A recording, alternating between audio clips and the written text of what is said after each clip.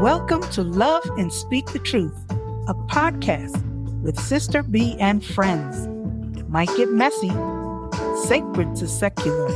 Don't judge. All voices will be heard here. So listen up. We're going to explore the human experience through the lens of wisdom sharing and faith, with a worldview that might shock you, move you, even downright inspire you. Today, we're jumping into the deep end of the growing political divide.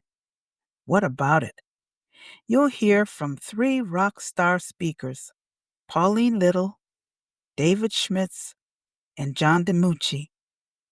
Pauline is a chaplain at St. Thomas More Catholic Center at Yale. Well-versed in theology and Catholic social teaching, she extols the virtues of balance and integrity as believers. Dave, a retired business consultant in technology and business and leadership, and counsels us in our deeper values appreciating diversity and inclusion with competency in practice, while valuing perspectives and information from both sides of the spectrum. We hear some strong views from John Dimucci, who is steeped in theology and also in a reality that challenges, divides, and excludes. John is in mission services for the Sisters of Charity of St. Elizabeth. We all recognize that privilege is at play, and we banter about how we might bridge the political divide in our country. Is there an antidote for fear, anger, chaos, and bitterness? The point is, you get to listen in on a crucial conversation in these crucial times, and you get to discern for yourself whether you see light as you listen. All right, so today, Love Speak Truth is going to jump into the deep end of topics of the now. What's going on in our world today? What's going on in our lives? What's going on in our country? I'm going to hit you with three really, really great speakers today. Pauline Little, Dave Schmitz, and John Dimucci. They're from all over the place. They'll tell you about themselves. They are great people to talk about life, love, economics, politics, worldviews. Whatever comes up will come up. I'm so excited to have all three of you here today. So welcome. As we begin, I would love to give our little audience a sense of who you are. Perhaps you can just share with us a little bit about your background. So let's start with you, Pauline. Sure. Born in the Philippines, raised on the West Coast, mainly in Las Vegas, Nevada. Went to Catholic school for most of my life, except for college. Went to a big public university and spent most of my vocation in campus ministry and did about a 5-year stint in hospital chaplaincy. And now I'm back in campus ministry. And I would say that my faith is really, really important to me and has been shaped very much by mentors who are very much about Catholic social teaching, Catholic worker movement. And so those are the theologies that inform my the way that I understand the world and operate in it. Thank you.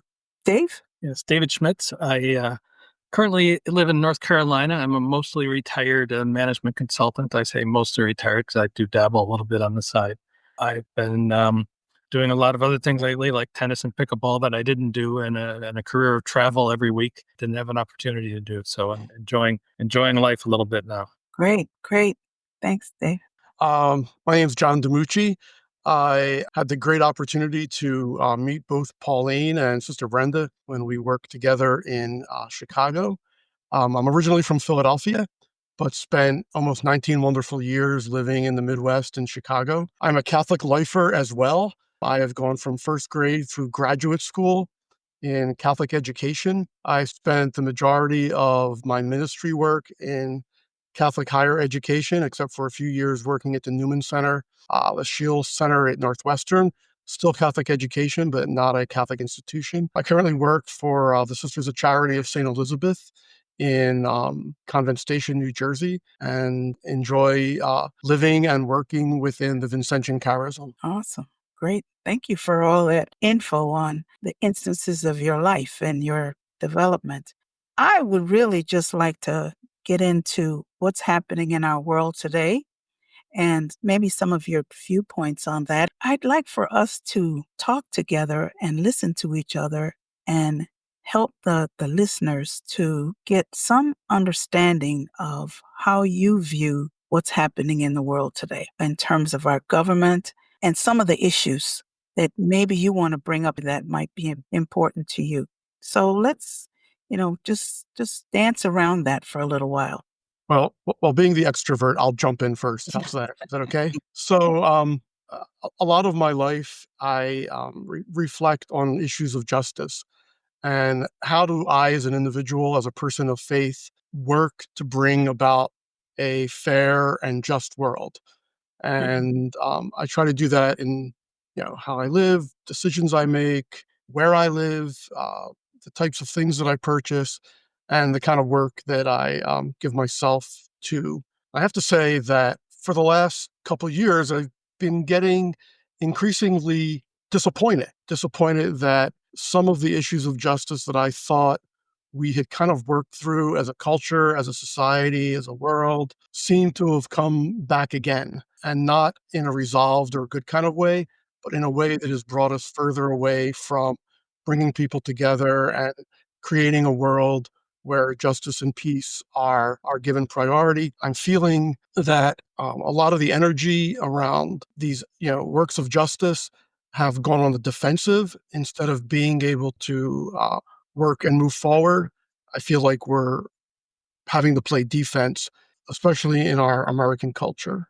I hear you use that word justice. I think so many of us define justice differently. And given the fact that you come from a faith tradition, lifelong faithful follower of in the Catholic tradition, that might be defined differently from somebody from some other walk of life. So I get that. But when we hear the word justice, what does that mean for you? How do you define it even? I think there are three things that come to mind. And the first and foremost, which is such a foundational element of Catholicism, and I would say Christianity and even Judaism, the Judeo-Christian theology, that we are all made in the image and likeness of God, and that we are born with inherent dignity. And so that as a starting point leads me to my next understanding of justice, which is very much formed by Catholic social teaching about right relationship. And then third is preferential option for the poor. And so for me, that triad is how I hope that we try to operate in our society and in our world, where we are in right relationship with each other, and that we uplift those who don't have the same resources because of structural sin, systemic injustice, and that we do that because we are all inherently made in the image and likeness of God. I mean, that's all theoretical, but it's very relationship oriented. And that's for me the kind of the paradigm of justice is a relationship with God and each other. It's a funny, sort of awkward way to build a stance with people who might not have that same background. And I find myself being very, very judgmental because I come sort of packed with my understanding of this is the way it ought to be. And I think that's where we find ourselves today. I ought to be on this side because I think this way, and I ought to be on that side because I think that way. But when you look at things that are being dismantled in, say, government, things like that, now the woke is a very bad word. Dave, from your perspective, have you come across that term DEI? So, and I worked in management consulting for large global organizations for many, many years. I remember probably 15 years ago, I had to get up in front of a group of probably 300 of our folks in Chicago talking about the topic was diversity. And I was sitting there looking at it. I said, I have 2 project teams right now where I am the only white male. So diversity isn't a thing that's coming. It is. But then you have to ask, what is diversity? In the technology practice we had, a lot of Asians, not a lot of women. In our human capital practice, lots of women, much fewer men, right? And so part of it is what's the audience that you're working from within, that diversity is. And diversity and inclusion for me are one thing, because if you're diverse and it's not inclusive, then the diversity doesn't matter. So those two come together. The equity part is the one where it gets a little tricky, where it's merit versus equity. And that can be a little problematic, where people feel like they're being left out. Honestly, people being put in positions where they may not be ready to succeed. And we had programs for 20 years. We called it the WIN Initiative, to try and promote more women. And part of our problem was in management consulting, people were traveling all the time. And as you became more senior, people with families, and fathers and mothers both make decisions, this travel thing isn't working, and that also impacts the, availability of who is your diverse audience that you're working with in that business context. And so diversity is not a one thing. It's contextual to a certain extent in terms of the environment that you're in. My thinking is, why is it so controversial today to think about this whole idea of working towards diversity? There's a richness in the diversity, equity, and inclusion idea and ideal. Where's the controversy in that? I think it's the pendulum. Pendulum swings, right? I think the pendulum went too far one way in terms of, okay, now boys have to be allowed to play girls' sport. That's very controversial, right? Mhm. You don't get federal funding for your schools if you don't allow that. There are some parents who might not agree with that, who don't want a boy in a girl's locker room, right? Well, now the pendulum's going to swing too far the other way. The question is, where can we find, that happy medium? And I look at it as, man off the street. Pick a man off the street. What do they think about this, right? That the common person can agree is a reasonable perspective in terms of diversity and inclusion for everybody. Yeah, I guess I see it less as a pendulum swinging and more of a false narrative that suddenly, because there is more diversity, that the people in those positions have not gotten it through merit, but rather through, checking a box. And I don't believe that that is true. I think that people can frame it that way to argue for the fact that DEI initiatives don't work. I guess I've only seen how it has enriched the conversation and the environment, our working environment, rather than diminished it in any way. Yeah, so I guess for me it just seems more of the argument that's being made and being touted in the media and in conversations. It's always like kind of like what John said around being on the defensive, rather than actually diversity initiatives help enrich the environment, whether it's in universities or workplaces. It can be challenging because people don't come from the same culture or mindset, but I think that it definitely can lead to more fruitful discussion. What I'm experiencing and seeing and hearing, and this is very limited to my world and very limited to the circle of people who I know and interact with, either in person or in social media, is that there is a lot of fear. A lot of fear, especially from white folks, fearing that somehow something has been taken away from them, and that it is being given to someone else.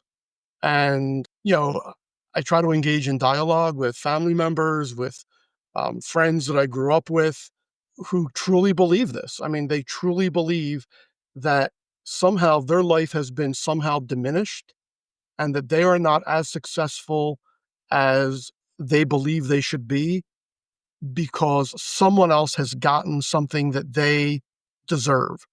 And they say that in they use different language. They post it on Facebook. They say, well, I just want it to be fair again. I just want it to be fair again. They'll use, language like that, but not recognizing that they're coming from a place where they have all the same opportunities. No one has taken anything away from them, but there seems to be this fear of diversity, this fear that somehow they're missing out on something because someone else is getting something. Mhm. And Not is it almost like they're not taking ownership of their own circumstances and their own position in life and trying to find blame somewhere else, right? Yeah. If you take a look at the one word that jumps out for me is the word fear. I think we've talked about this in some of the other episodes that we've done. And fear is a very kind of debilitating emotion, but it's also something that causes you to react. When you're afraid, you react against somehow. I'm wondering, how do we bridge somehow the ability to see one way, experience one way, and face the differences and say, let me see what I might be missing in this way of thinking. This is all about leveling the playing field. And we all know that that's not what this country is built on. We're not built that way. And we see this when Dave said the pendulum swing. I understand that because we're trying to go back to a way that is not as obvious that things are changing. And so we want to make it the normal way, what we see as what is normal for one person. And John, you mentioned white folks. You're a white folk. You're a white male, right? Yep. But somehow some of us have this idea that we need to get back into the scheme of things. So we're swinging back from this place of let's everybody get a chance to people thinking I'm losing my chance. You see that in the ending of affirmative action, right? So how do we kind of find a way to balance? Maybe it's not quite pendulum, although it is in reality, and it is not living out of these, what Pauline mentioned, Catholic social teaching. Not everybody gets Catholic social teaching, even the Catholics. And I went to 8 years of grade school and Catholic education, and I went to Marquette University. So I do have a Catholic upbringing. But I'm not as deep in the theory of religion as all of you. But, just looking from a business perspective, and I'm just going to draw a difference between business and personal. For the last 20 years of my career, I was probably interviewing people twice a month and hiring people. And I'm looking for talent. And my customers, I had a lot of large organizations I worked in, and every single organization was different and different cultures and was, a diverse environment in and of itself. Now, I've retired into coastal North Carolina. I live in a community, not necessarily politically correct. People who have never been in a diverse environment, I think probably have a very different perspective than people who grew up in a diverse environment. When I was in Chicago, it's pretty diverse. If you grew up in other parts of the country, it probably isn't. And I think that's part of it too. Part you mentioned the word fear. I think part of it is exposure. Yeah. Yeah. In another one of the podcasts, we talked about people having an opportunity to meet other people. And instead of seeing each other as those people become our people when we have a relationship with them. DEI and all the different ways that we experience now in politics, there's something about the policies that are being set to somehow swing that pendulum forcibly back to a place that people are afraid they've gained ground at one point and now we're losing ground. How do we manage the concept of if we all gain ground, it makes us richer? But not if you don't have that experience of other as making you richer. I just want to interject just a quick thought that both Pauline and Dave both talked about, and it's a word I often use in my life and my work. As a privileged person, as someone who's had a relative amount of privilege. I mean, I grew up very poor. We struggled a lot growing up. We didn't have health insurance. It was not easy growing up. But the privileges that I've experienced in my life, the things that have changed me the most are being able to encounter others. And I think that idea of encounter is the thing, it's the experience that puts a lot of diversity and inclusion and respect for others into some sort of lens. When you encounter somebody, I don't mean, superficial, but I mean, you have an encounter and you get to know them, you get to know their circumstances, you get to know their world, all of a sudden that fear level comes all the way down when you have a true encounter. And so I think to myself, when we talk about how do we bridge people in my world and in what I hope to do, is how can I be a facilitator of encounters? I don't know how to make that happen right now, because I feel like there's a big divide, and even the suggestion of encounter bristles some people, or they take it as an attack, that they're being attacked. That, oh, you know more than me. Yeah, I've been told that. Oh, you think you know so much more than me. Oh, gosh, how do we de-escalate this? I hope that I can be part of the solution when we figure it out. Yeah, I mean, to that point, and we all have internal work to do, and I will absolutely take ownership of my own judgments and limitations. And I would say that in my work, whether it was in the hospital or even now in my church situation, which I mean, the church, thankfully and challengingly, is a very diverse place. You know, not all Catholics believe in the same things, even though we have these kind of these basic foundations. But I will say, like, I can acknowledge the dignity in the other person. It's kind of like those two hands of nonviolence, right? I accept you as a person, I respect you, and on the other hand, I vehemently disagree with you. And I think I find myself in places of judgment and disappointment with sometimes even coworkers who I know are good people. And yet, for some reason, it doesn't translate into a political realm that diminishes others, that causes suffering. And no matter like the facts that you present, there's still a defensiveness of policies that are currently in place. So I'm just going to name my struggle, that I can have a lot of respect for this other person and still be disappointed and sad by the fact that we disagree with each other. There's a disconnect, isn't there? There's a disconnect of seeing each other beyond the differences of how we view the world. I had that exact same experience that you talked about, Pauline, where there's somebody I really, really respect, I think highly of, and we have this very different way of seeing the policies that are being created by this administration. We have a very different way of interpreting even what we call facts. Facts are no longer facts. Facts are very relative to many of us. Now, I am the same. I think I have the facts. I think my sources are more factual, more accurate, but my friend thinks her sources are more factual. Can it be more factual?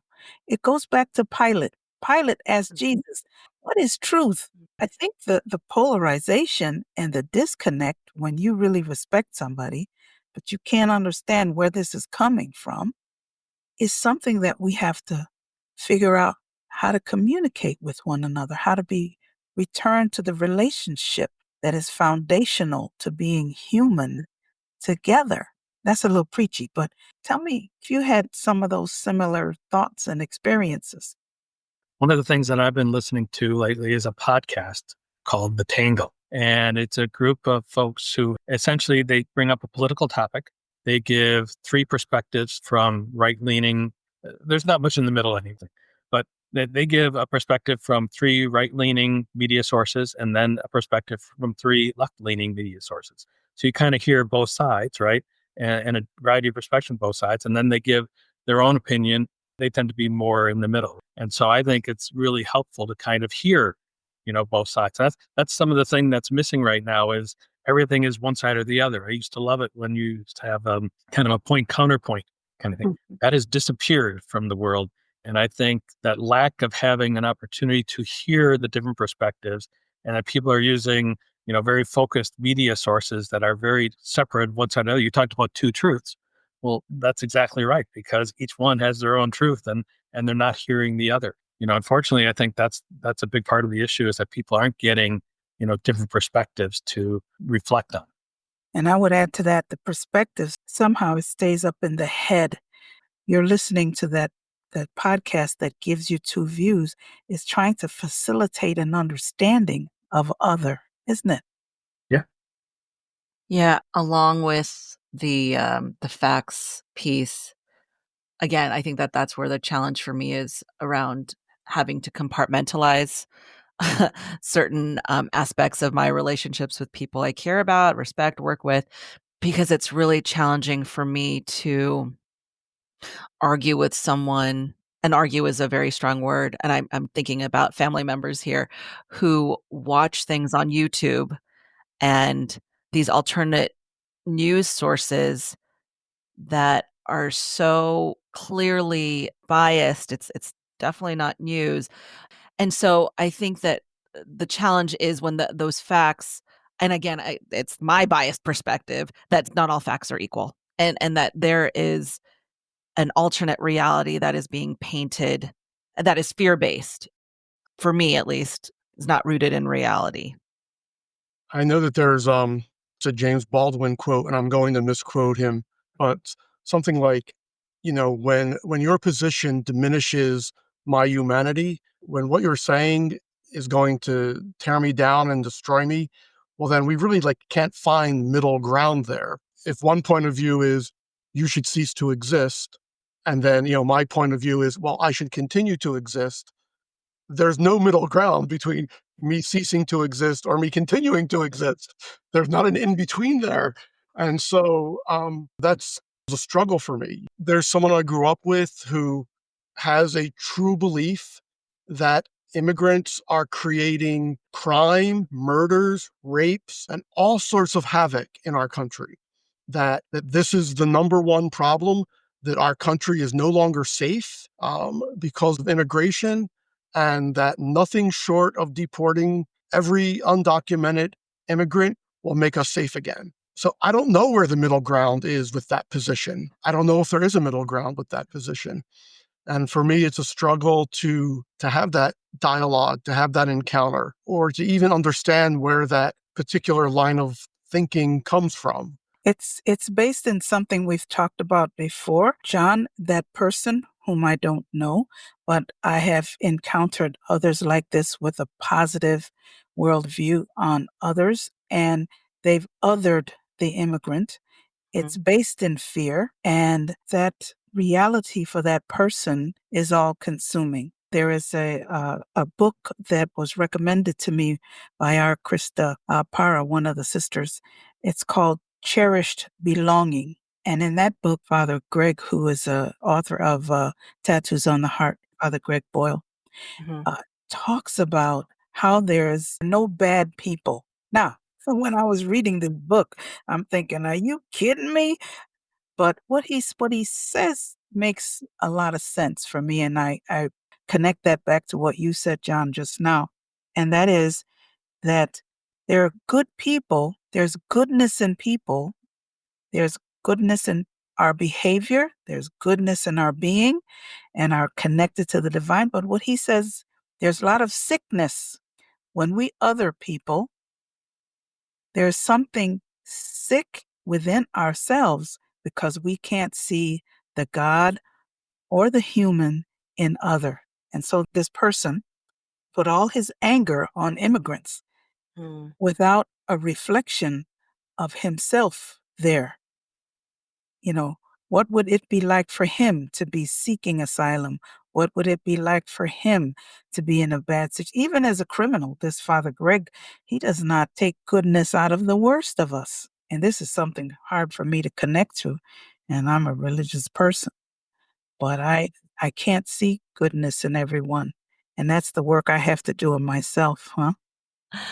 Well, and I think what gets me as an immigrant and as someone who grew up, and I only found this out later in life, that my family was undocumented for a few years. I think we came in on maybe a tourist visa and just overstayed.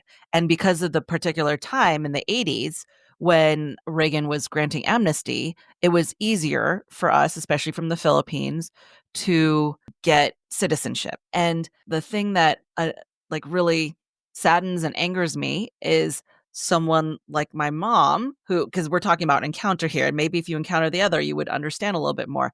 And I think that my mom is not alone, that there are many immigrants who have gone through the citizenship process who were formerly undocumented, quote unquote, illegal. And because they have created this life and bought into this American dream and a certain, and I would even say the religiosity of the MAGA movement right now, that they are as fiercely arguing against other immigrants coming in and refugees and people who have real stories of pain and suffering and torment.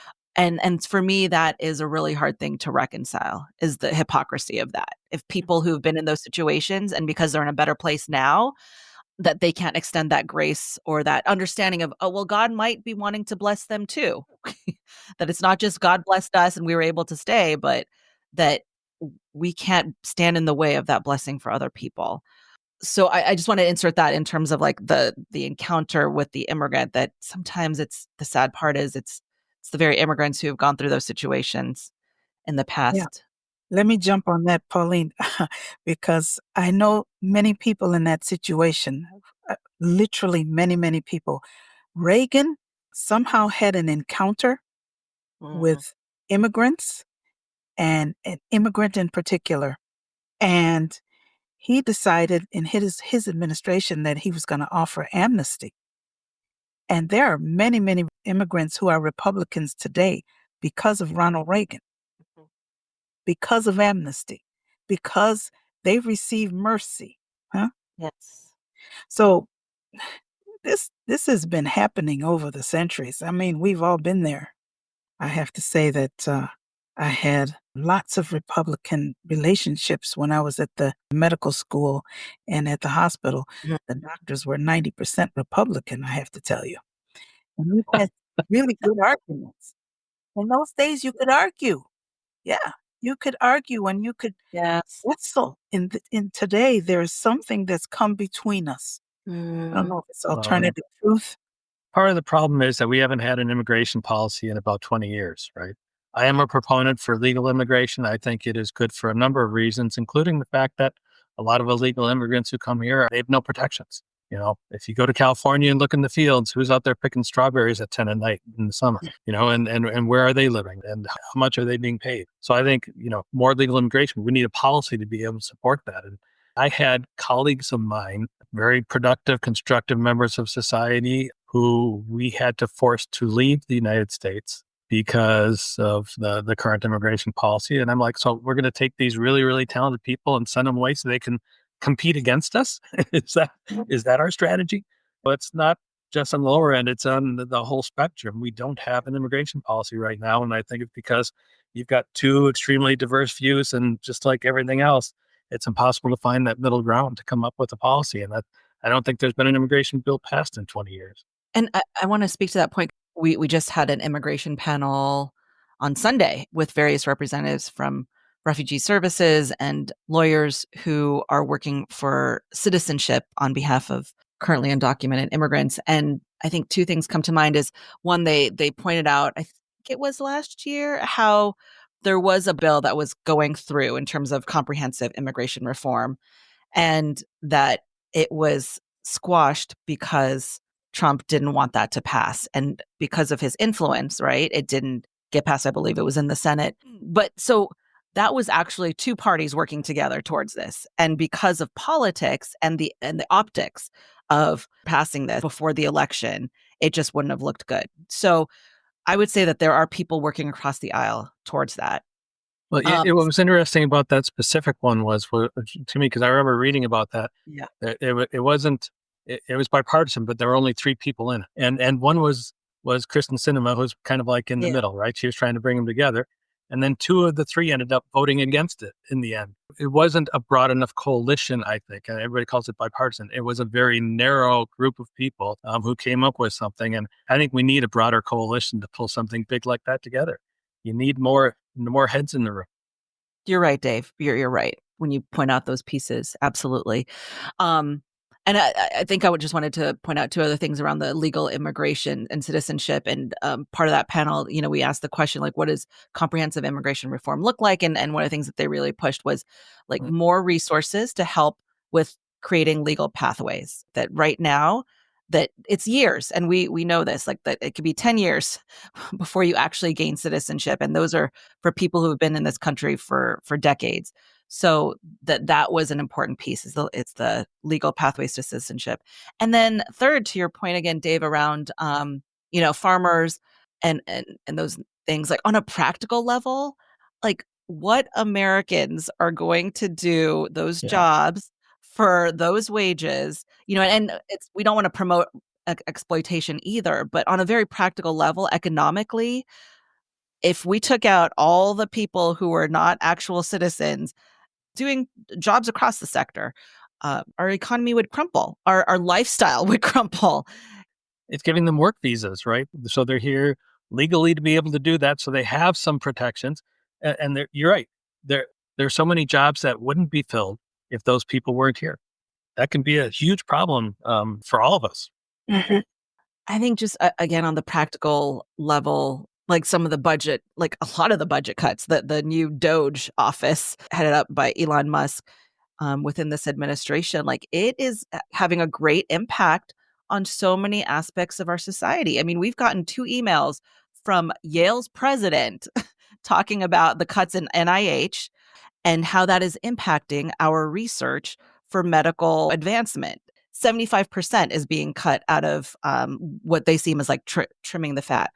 All these aspects of our society, national parks, losing park rangers, it's not leading to human flourishing or a better society. It's looking at profit as the bottom line. I just keep thinking about the practical level of some of those decisions. Let's move a little bit to something that maybe we don't have a solution for, but we might be able to weave into this conversation a little bit. How? We touched on a little bit of this before, but how do we bridge the growing divide? We're regular people, all 4 of us here in this conversation. What will it take, really? I'm not 100% sure. I think, and I hope I'm right, that a combination of listening, but also a combination of pushing and being able to push back and being able to assert, people say, well, I truly believe XYZ. Well, you know what? I truly believe XYZ to something too. So how do I stay firm in seeking, the dignity of individuals? How do I hold on to the values that have shaped my life and are the kinds of values I want to see in the culture and in the country I live in? How do I hold on to those and stay firm, but at the same time listen to others who may have opinions that are different than mine? So it's kind of those 2 things together, listening, but not giving up on the values that are important. Part of the problem we have, I think, is the tone of things right now. Unfortunately, a lot of that is driven by our current president. And, you're talking about the cuts, Pauline. I mean, I actually don't necessarily have a huge problem with that. I look at this as, from my business career, right? A new CXO coming into a position in an organization saying, we've got a problem. Let's say I make $100,000 this year and I'm going to spend $140,000. That's the current government situation. So I'm going to put $40,000 on my credit card and pay interest on it next year.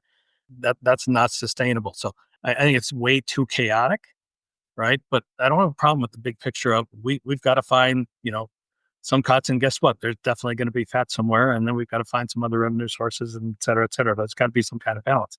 But the tone of it is the problem. Everything is so negative and so, I'll use the word nasty, and that doesn't promote conversation where you can actually get anything done. And I've heard like the business analogy made towards government. And I have to say it's a analogy that I'm not comfortable with as a person.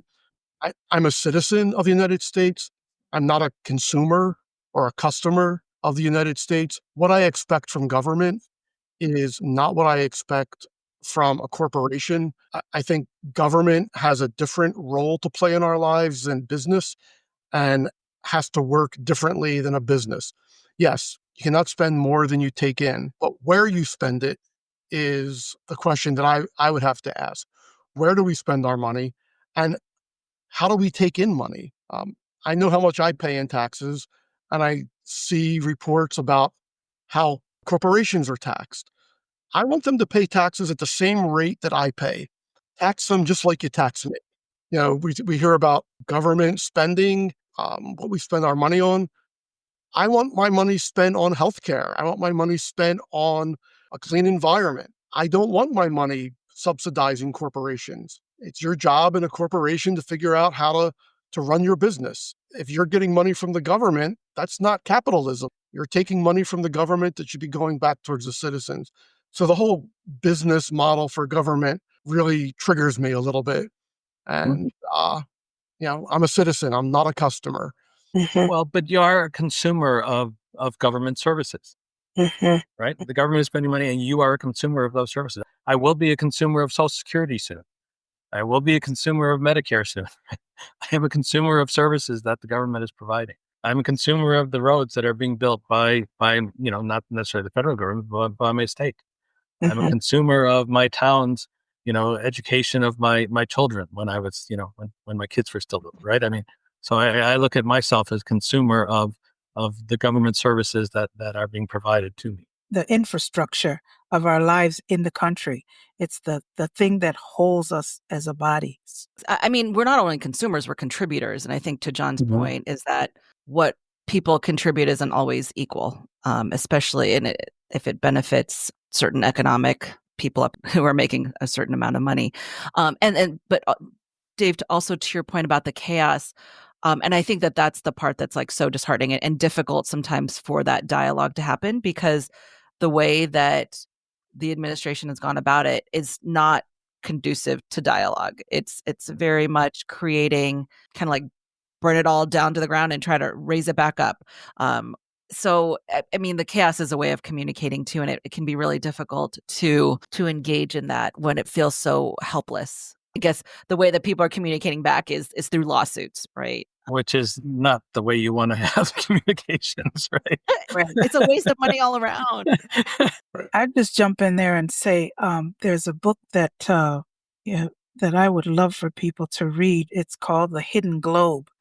Have you ever heard of that book? This is free market stuff that help billionaires to stay billionaires and become multi-billionaires and all this.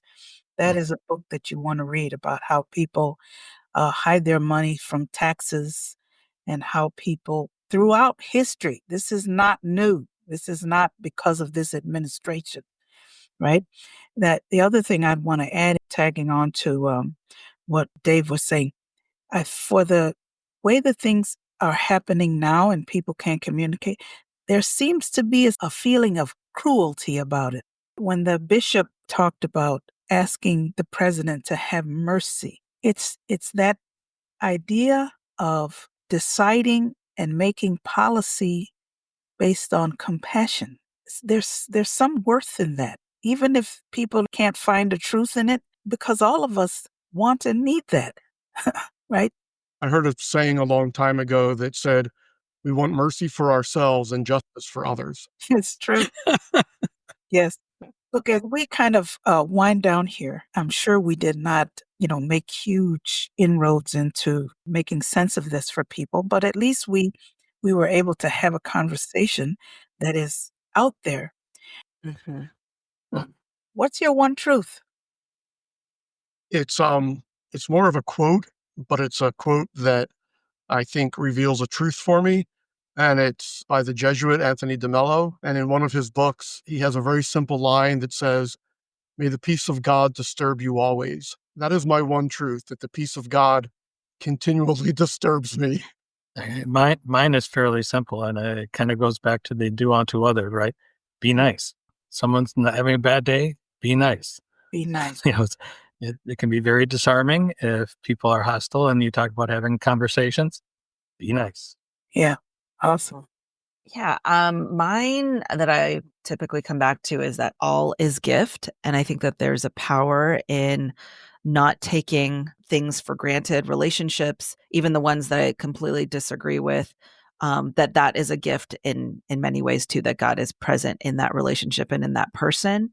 And that the power of gratitude, again, grounds me in that joy to meet those challenges and try to bring some light through what God has given me, and with all of our gifts to recognize that in other people. Mm. I appreciate the perspectives, the honesty, the directness. Thank you so much, Dave, John, and Pauline, for You're welcome. being in this conversation. I hope that we can somehow, from this little podcast session here, that we can encourage people to at least engage in conversation. And now for the wrap up. You have just had a human experience from a spiritual being. We have so much to learn. So go forth to love and speak the truth. Ad majorem Dei gloriam.